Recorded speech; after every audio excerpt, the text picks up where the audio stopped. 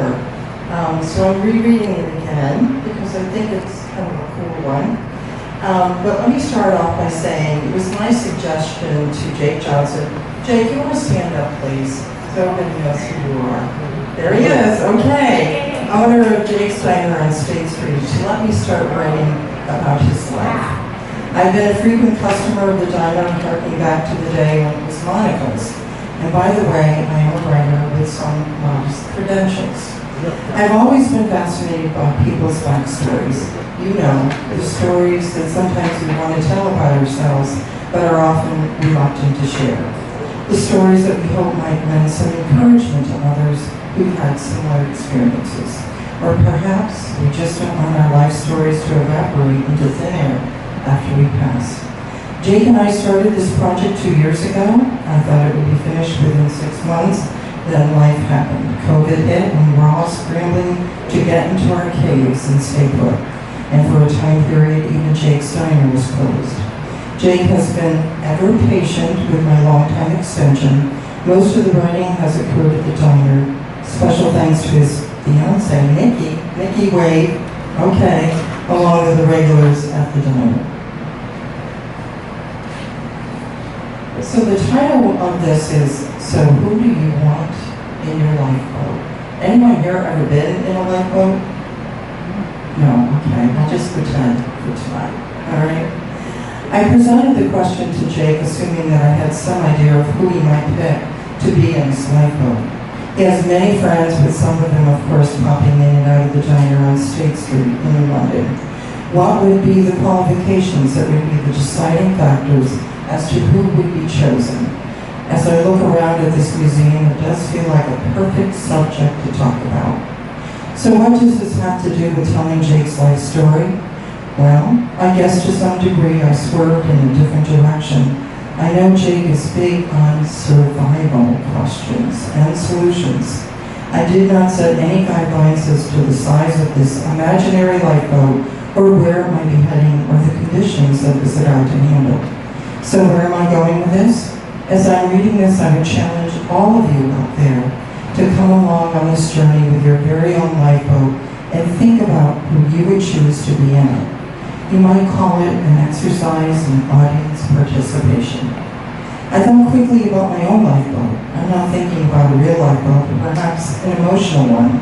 I would want all those friends and family who have been there for me through thick and thin, like Jake and Nikki. I want people who know my backstories and who still love me with all my imperfections, screw-ups, and faux pas.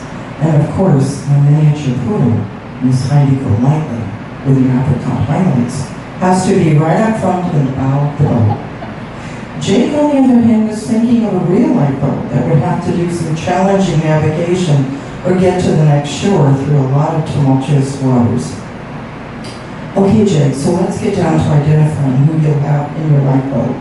There's no hesitation on his part as he rattles off the lifeboat members. I would include Nicole, Heidi, Brian, and Charlie. That's all you're going to have in your lifeboat? I ask the question in a way that leaves room for Jake to add more people. He shakes his head and says, that's it. I smile and add, now Jake, how about me? After all, you are boring my dog Heidi and I have to continue writing your story. No, that's okay, Linda. Heidi's smart. She will lead us to land of food. She can pull her weight and help us all out. We'll catch up with you once we get to the shore.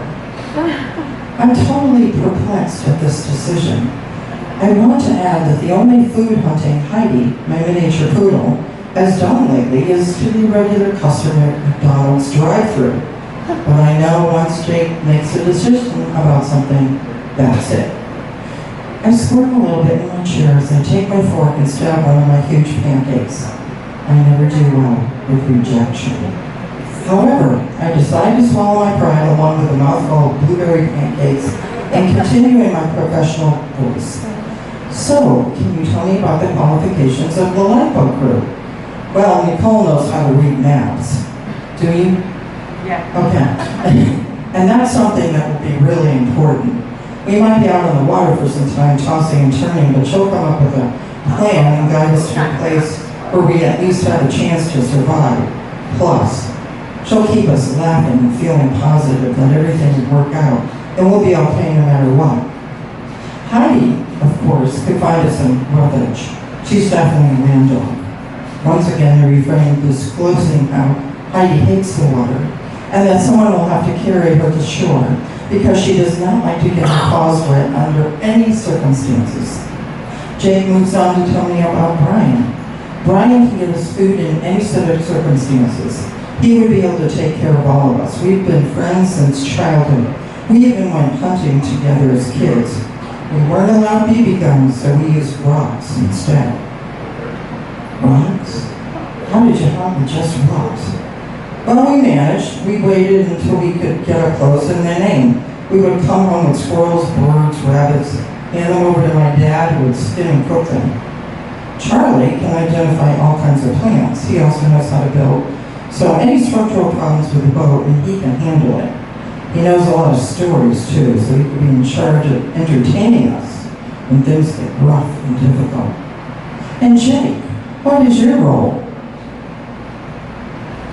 I will help out with all the survival aspects, providing the leadership needed with organization. Everyone in the lifeboat, including Heidi, have leadership skills that will be tested and needed. I put down my pen and add one more possibility for me to be included in this journey. Jake, I could do stand-up comedy. And Jake's response, while shaking his head, Linda, about the last thing we would need in the lifeboat is for anyone standing up. That's it, kids. That's it. I'm going to take the Mickey. All right. All right.